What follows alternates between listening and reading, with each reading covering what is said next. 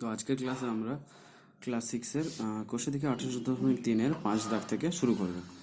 তো দেখা যাক 5-এর অঙ্কটা বলেছে কি যে 4 অঙ্কের ক্ষুদ্রতম ও বৃহত্তম পূর্ণবর্গ সংখ্যা খুঁজি, যা 8, 15, 20 ও 25 দিয়ে বিভাজ্য। তাহলে 4 অঙ্কের প্রথমে আমাদের ক্ষুদ্রতম আর বৃহত্তম সংখ্যা খুঁজতে হবে। তো প্রথমে আমরা এইগুলোর লসাগু বের করে নেব। তাহলে লিখি 8, 15, 20 আর 25। আচ্ছা, 8 5-এর দাগের 8, 15, 20 আর 25 এভাবে আমরা লিখে নেবো। দিয়ে এদের লসাগু করবো। প্রথমে হবে 5 দিয়ে, এখানে 8 নেমে যাবে, 5 3 15, 5 4 20, 5 5 25। এরপর কিন্তু আমরা 4 দিয়ে করবো। 4 দুগুণে 8, এখানে 3, 4 একে 4, এখানে 5টা। আর কিন্তু এটা লসাগু করা যাবে না, কারণ এগুলো সবই মৌলিক সংখ্যা চলে এসেছে। অতএব আমরা লিখব যে লসাগু সমান কিন্তু হবে 5 × 4 × 2 × 3 × 5। আচ্ছা, তাহলে আমরা এটা এভাবে লিখতে পারি যে 5-এর স্কোয়ার, দুটো 5 আছে এখানে, তাহলে 5-এর স্কোয়ার ইন্টু এর 4টাকে আমরা লিখতে পারি 2-এর স্কোয়ার ইন্টু আরেকটা 2 ইন্টু আরেকটা 3। এটা হচ্ছে যেহেতু পূর্ণবর্গ সংখ্যা নয়, তাহলে আমরা কি করতে পারি যে এই সংখ্যাগুলো দ্বারা বিভাজ্য পূর্ণবর্গ সংখ্যাটি হবে। আবার লিখব, অতএব 8, 15, 20, 25 দ্বারা বিভাজ্য পূর্ণবর্গ সংখ্যা সমান কি হবে, এটা যেহেতু আছে লিখে দেবো 5 স্কোয়ার 2 স্কোয়ার ইন্টু 2 ইন্টু 3। আচ্ছা, যেহেতু এখানে দুটো সংখ্যার মধ্যে স্কোয়ার নাই, তাহলে আমরা দুটো সংখ্যা আরও লিখে দেবো। এই দুটো যেগুলোর স্কোয়ার থাকবে না সেগুলো কিন্তু আমরা লিখে দেবো। ওকে, তাহলে 2 ইন্টু 3, তাহলে হবে 5 স্কোয়ার মানে হচ্ছে 25 ইন্টু 2 স্কোয়ার মানে 4। এখানে আবার কিন্তু থাকছে 2 ইন্টু 2 মানে 2 স্কোয়ার। আচ্ছা, 2 ইন্টু 2 মানে হচ্ছে 4, 3 ইন্টু 3 মানে হচ্ছে 9। তাহলে হবে 4 25 সমান 100, আর এদিকে 4 9 36। তাহলে 100 ইন্টু 36 সমান হবে কি 3600। এটা একটা 4 অঙ্কের সংখ্যা। তাহলে আমাদের যেহেতু অঙ্কতে বলেছে 4 অঙ্কের ক্ষুদ্রতম সংখ্যা খুঁজি এত দ্বারা বিভাজ্য, তাহলে এটাই হবে কিন্তু 4 অঙ্কের ক্ষুদ্রতম সংখ্যা, যেটা এইগুলো দ্বারা বিভাজ্য। তাহলে অতএব 4 অঙ্কের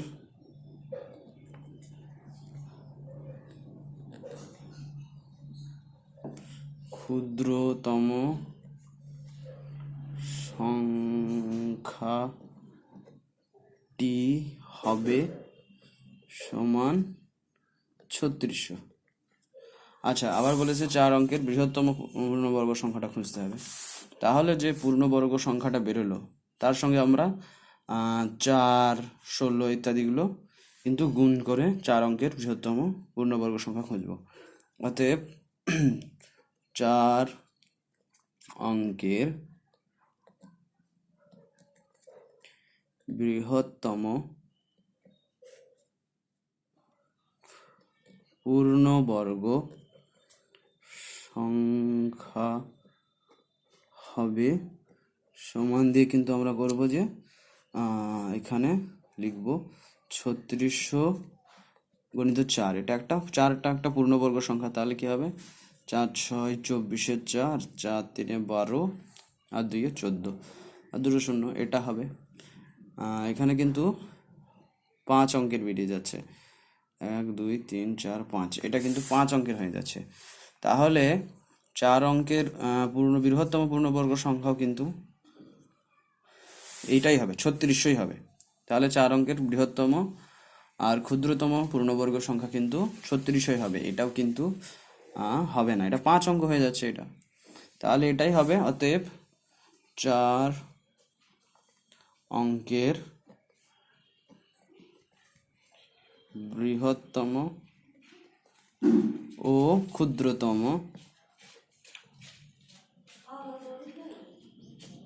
পূর্ণবর্গ সংখ্যা যা ওই যে 8, 15, 20, 25 দ্বারা বিভাজ্য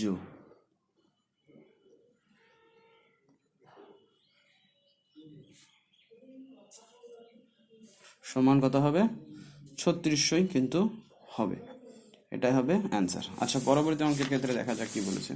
6 নম্বর 4 অঙ্কের ক্ষুদ্রতম পূর্ণবর্গ সংখ্যা খুঁজতে হবে। 4 অঙ্কের ক্ষুদ্রতম পূর্ণবর্গ সংখ্যা। আচ্ছা, প্রথমে আমরা এক্ষেত্রে কি করব, যে 4 অঙ্কের আমরা ক্ষুদ্রতম সংখ্যাটা লিখব। তাহলে 4 অঙ্কের ক্ষুদ্রতম সংখ্যা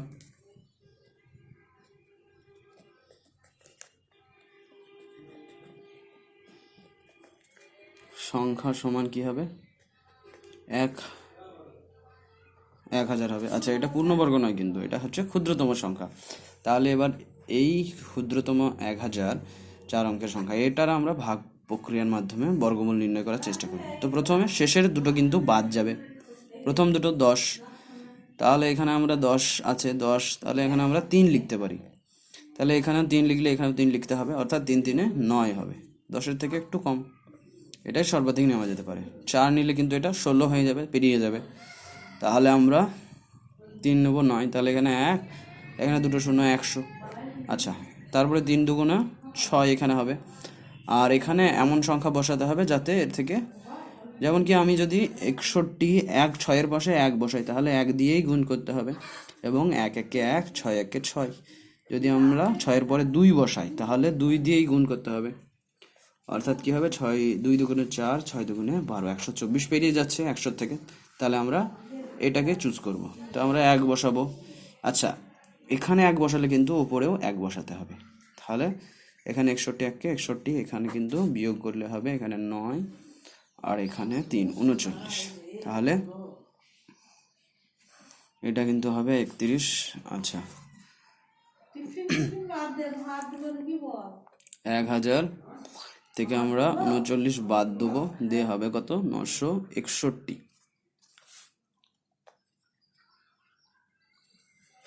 961 যেটা, সেটা হচ্ছে 31 স্কোয়ার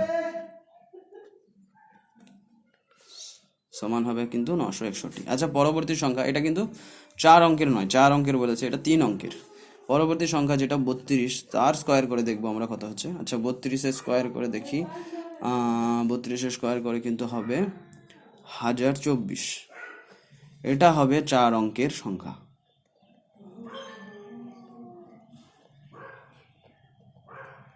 আচ্ছা, অতএব এটাই 4 অঙ্কের ক্ষুদ্রতম সংখ্যা হবে। 4 অঙ্কের ক্ষুদ্রতম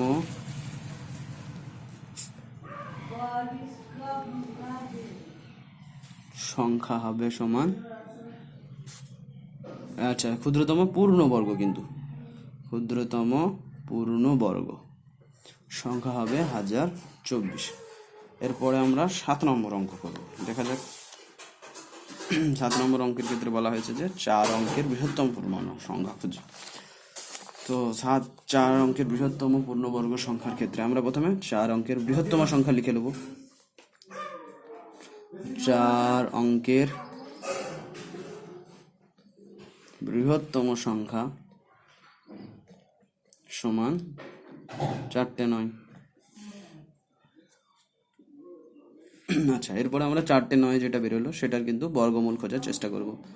তো 4টে 9, এভাবে আমরা দুটো সংখ্যা বাদ দিলে পারে এখানে 9 9 81, 9 নিলে পারে 9 9 81, এখানে হবে 8 আর এখানে হবে 1। আচ্ছা, তাহলে এখানে দুটো 9 নেমে যাবে। এরপরে কিন্তু আমরা 9 2 18, এখানে 18 বসবে। আচ্ছা, এরপরে আমরা কি বসাবো দেখি। এখানে আছে 1899। 18-র পরে এখানে আমরা যদি 9 বসাই, তাহলে কত হবে দেখি। 9 বসালে পরে 9 দিয়ে গুণ করতে হবে। 9 9 81, হাতে 8, 8 9 72, 72 আর 8 80, 0, 9-কে 9 আর 8 17, তাহলে 1701। পরবর্তী 9-এর পরে কিন্তু আর 10 নেওয়া যাবে না, এটা একটা 9 নিতে হবে। তাহলে আমরা কি করব, এখানে 9 বসাবো, তাহলে এখানেও কিন্তু 9 বসবে। আর এখানে হবে কিন্তু 1701। তাহলে এখানে বিয়োগ করে 8, আর এখানে হবে 9, এখানে হবে 198। অতএব কিন্তু 4 অঙ্কের যেটা বৃহত্তম সংখ্যা হবে সেটা হবে 999 মাইনাস 198 করব। সেখানে এখানে 1, এখানে 0, এখানে 8, এখানে 9। এটা 4 অঙ্কের কিন্তু পূর্ণবর্গ সংখ্যা, এটা কিন্তু হবে অতএব 99 এর স্কোয়ার। অতএব লিখে দেবো 4 অঙ্কের বৃহত্তম পূর্ণবর্গ সংখ্যা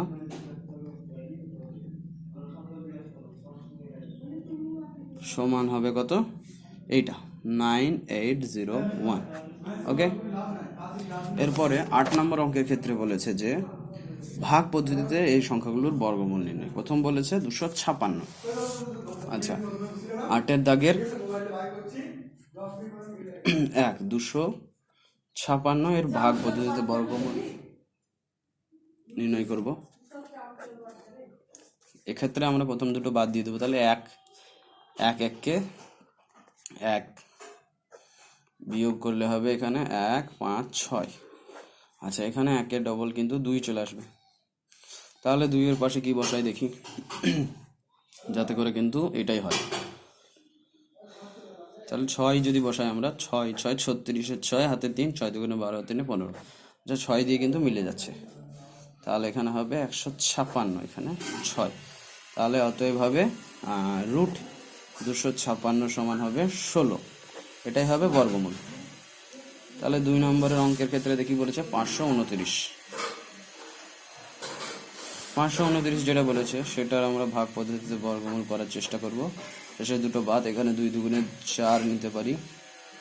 তাহলে এখানে হবে কি -129। আচ্ছা, এখানে তাহলে 2-এর ডবল 4 হয়ে যাবে। আচ্ছা, যেহেতু এখানে 9 আছে তাহলে আমরা এখানে 3 নিতে পারি। 3 3 9 হয়, দেখবো 3 নিয়ে। 4-এর পরে 3 বসালে পরে 3 3 9, 3 4 12, মিলে গেল 129। এখানে 3, এখানেও 3, তাহলে 129 আমাদের মিলে গেল। অতএব আমরা লিখবো যে রুট 529 সমান হচ্ছে কিন্তু 23।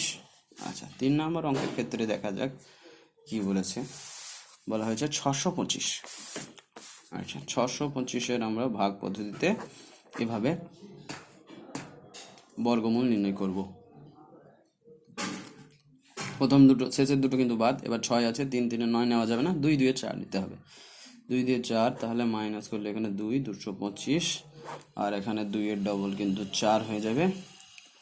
4-এর পাশে কিন্তু আমরা, যেহেতু এখানে 5 আছে শেষে, তাহলে এমন 5 নিতে পারি। এখানে 5 5 আসবে শেষে। তাহলে আমরা দেখি 45 × 5 হবে। যা বসাবো সেটা দিয়ে গুণ করতে হবে। 5 বসালে 5 দিয়ে গুণ। তাহলে 5 5 25, হাতে 2, 5 4 20, আর 2 22, মিলে গেল। তাহলে কিন্তু এখানে 225 হয়ে গেল। এখানে 5 বসালে উপরেও 5 বসাতে হবে। তাহলে এটাই হবে কিন্তু অ্যান্সার। ওকে, তাহলে আমরা লিখতে পারি অতএব রুট 625 সমান হবে 25। আচ্ছা, 4 নম্বর অঙ্কের ক্ষেত্রে দেখা যাক কি বলেছে যে 784 এর ভাগ পদ্ধতিতে বর্গমূল নির্ণয় করতে হবে। তো প্রথমে আমরা এই দুটো বাদ দিয়ে দেবো। 2 দিয়ে করতে হবে। 2 2 4, এখানে থাকছে মাইনাস করলে 3 84 নেমে গেল। এখানে কিন্তু 2-এর ডবল 4 হয়ে আসবে। আচ্ছা, 4-এর পাশে আমরা কি বসাবো যাতে করে শেষে কিন্তু 4 আসে মিলার জন্য। 9 9 81, 7 7 49, 8 8 64। আচ্ছা, 8 বসাতে পারি, 48। তাহলে 8 দিয়ে গুণ হবে। 8 8 64, 4 হাতে 6, 6 8 48, 4 8 32, আর 6 38, মিলে গেল। তাহলে আমরা 8 বসাতে পারি যাতে করে শেষে কিন্তু 384 আসে। তাহলে এখানে অতএব লিখে দেবো যে এখানে লিখে দিই রুট 784 সমান কিন্তু হবে 28। ওকে, নেক্সট বলেছে যে 4 নম্বর হয়ে গেল। এবার 5 নম্বর। 5 নম্বরের ক্ষেত্রে বলছে 1024। আমরা আগেই দেখেছি 1024 হবে কিন্তু 32। 5 নম্বর হচ্ছে 1024। 1024 বর্গমূল করলে পরে ভাগ পদ্ধতিতে সেটা হবে কি,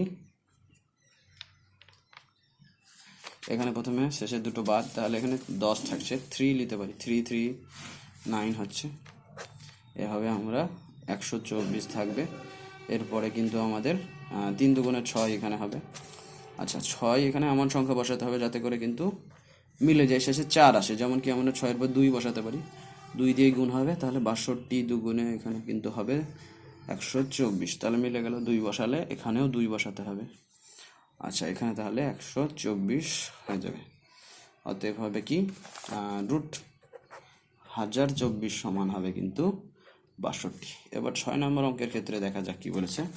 6 নম্বর অঙ্ক বলেছে যে 1225, তাহলে 1225কে আমরা এভাবে লিখব ভাগ পদ্ধতিতে, শেষে দুটো বাদ, 3 3 9, 4 4 16, তাহলে 3 নেব, 3 3 9 9 10 11 12, এখানে 3 থাকছে, এখানে 200 2 25 325, তাহলে 3-এর ডবল 6 আসবে, এখানে 5 আছে যেহেতু শেষে আমরা, তাহলে 5কে মেলানোর জন্য 6-এর পরে আমরা 5 বসাতে পারি, 5 5 25, 5 6 30 আর 2 32, তাহলে মিলে গেল। 5 বসালে এখানেও 5, 325 মিলে গেল। অতএব হচ্ছে তোমার root over of 1225 is equal to হবে কিন্তু 35।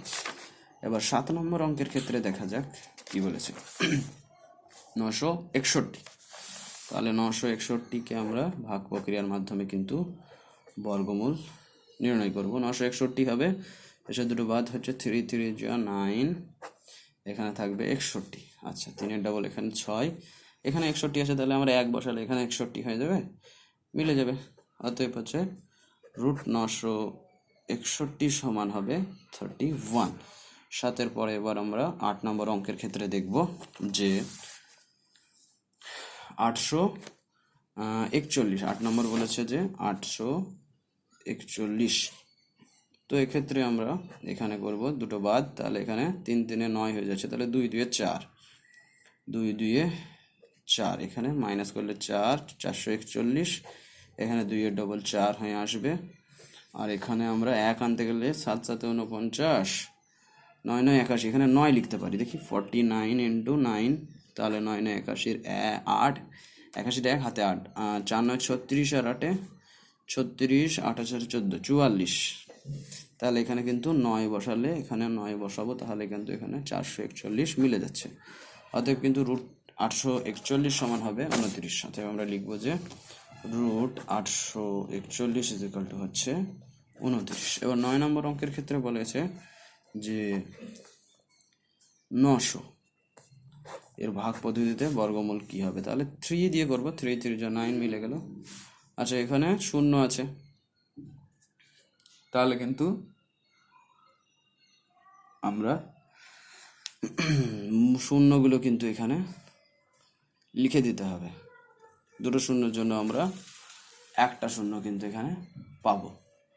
দেখি এখানে হচ্ছে 6, তাহলে এখানে আমরা 3-এর ডবল 6 হিসেবে আসবে। 6-এর পর আমরা কি বসাই যাতে করে এই শূন্য দুটো মিলে যায়, তাহলে শূন্য মিলে থাকলে শূন্য বসাতে হবে, যেহেতু 6 60, শূন্য দিয়ে গুণ করলে 0 0 0 6 0 0, তাহলে দুটো শূন্য পেয়ে যাচ্ছি একটা শূন্য দিয়ে এখানে, তাহলে একটা শূন্য বসালে পারে কিন্তু এখানেও একটা শূন্য বসবে, তাহলে মিলে গেল 30 হবে। অতএব হচ্ছে রুট 900 সমান হবে কিন্তু 30।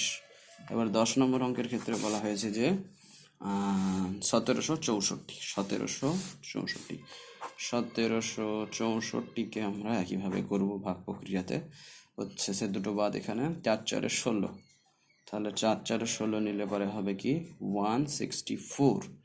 আচ্ছা, এরপরে আমরা 4-এর দুগুণে 8, 8-এর পরে আমরা কি বসালে পরে এটা মিলে, 8-এর পরে কিন্তু 2 বসাতে হবে, 2 দুগুণে 4, 8 দুগুণে 16, তাহলে 2 বসালে এখানে 2, এখানে 164 মিলে গেল। অতএব হবে রুট ওভার অফ 1764 সমান হবে কিন্তু 42।